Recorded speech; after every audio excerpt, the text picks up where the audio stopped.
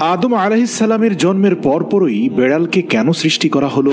প্রিয় দর্শক, আমি শতভাগ গ্যারান্টি দিয়ে বলতে পারি আপনাদের যাদের বাসায় বেড়াল নেই আর যারা এই ভিডিওটি দেখছেন তারা এই ভিডিওটি দেখার পর অবশ্যই বেড়াল পালন করতে আগ্রহী হবেন। হযরত মুহাম্মদ সাল্লাল্লাহু আলাইহি সাল্লাম বেড়ালের একটি গোপন বিষয়ে খুব ভালোভাবে জ্ঞাত ছিলেন।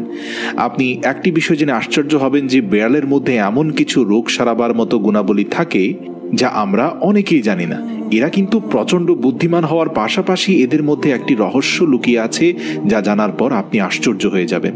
মায়েজা নামে রাসূল সাল্লাল্লাহু আলাইহি সাল্লামের পছন্দের একটি বিড়াল ছিল।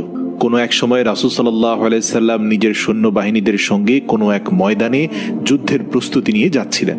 হঠাৎ করে রাসূল সাল্লাল্লাহু আলাইহি সাল্লামের সামনে একটি বিড়াল চলে আসে এবং সেটি গর্ভবতী বিড়াল ছিল। আর এটি দেখে রাসূল সাল্লাল্লাহু আলাইহি সাল্লাম সঙ্গে সঙ্গে তার সৈন্যবাহিনীকে অন্য রাস্তায় ফিরিয়ে নিলেন যাতে করে সে গর্ভবতী বিড়ালের কোনো সমস্যা না হয়।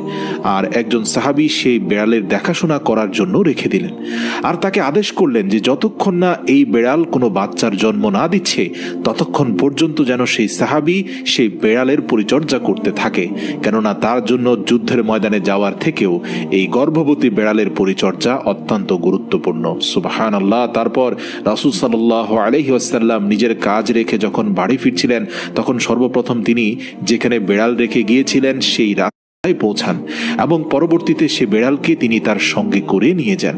তারপর সেই বেড়ালের নাম রাসূল সাল্লাল্লাহু আলাইহি সাল্লাম ময়জা রেখেছিলেন। তারপর বাকিটা জীবন সে বেড়ালকে তিনি তার সঙ্গে রেখে দেন। একবার রাসূল সাল্লাল্লাহু আলাইহি সাল্লাম ফজরের সময় উঠলেন এবং নামাজের জন্য প্রস্তুতি নিয়েছিলেন। তারপর যখন তিনি নামাজের মুসল্লায় আসলেন তখন তিনি দেখতে পেলেন যে সেই বেড়ালটি তার নামাজের মুসল্লায় শুয়ে আছে।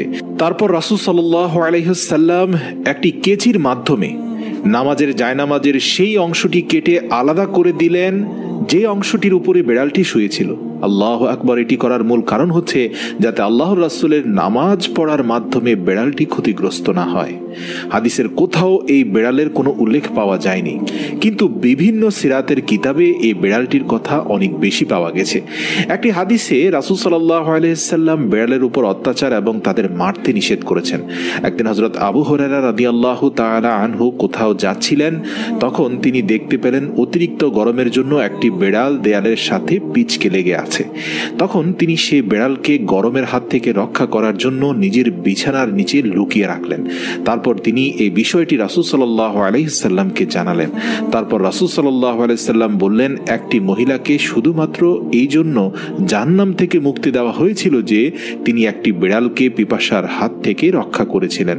প্রিয় দর্শক, একটি স্টাডি মোতাবেক বিড়ালের মধ্যে এমন কিছু শক্তি আছে যেটি অন্য কোনো জন্তুর মধ্যে নেই। বিড়ালের ব্যাপারে রাসূল